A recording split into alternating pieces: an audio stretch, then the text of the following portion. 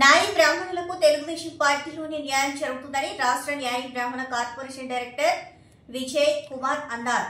కర్నూలులోని BC భవన్లో Kurnool MP Bastipati Nagaraju BC సంఘాల నాయకులు బీసీ కులాల కార్పొరేషన్ డైరెక్టర్లను సన్మానించారు. ఈ సందర్భంగా విజయ్ కుమార్ మాట్లాడుతూ ముఖ్యమంత్రి చంద్రబాబు నాయుడు నాయి బ్రాహ్మణులకు గతంలో ఎన్నో సంక్షేమ పథకాలు అమలు చేశారని అన్నారు.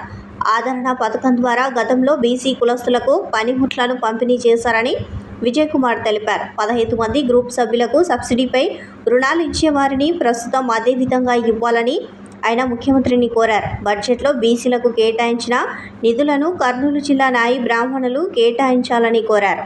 స్థానిక బీ క్యాంపులోని బీసీ భవన్లో మహిళా ఉపాధ్యాయురాలు సావిత్రిబాయి పూలే గారికి జయంతి సందర్భంగా బీసీ భవన్కు రావడం జరిగినది. ఇక్కడ బీసీ సోదరులందరూ కూడా నాకు సన్మాన కార్యక్రమం ఒకటి ఏర్పాటు చేశారు. నా పేరు పాలకవీటి విజయ్ కుమార్, స్టేట్ న్యాయ బ్రాహ్మణ కార్పొరేషన్ డైరెక్టర్ని.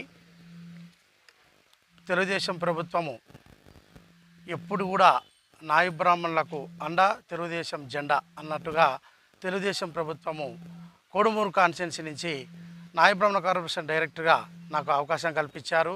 చంద్రబాబు నాయుడుకు ధన్యవాదాలు తెలియజేస్తున్నాను.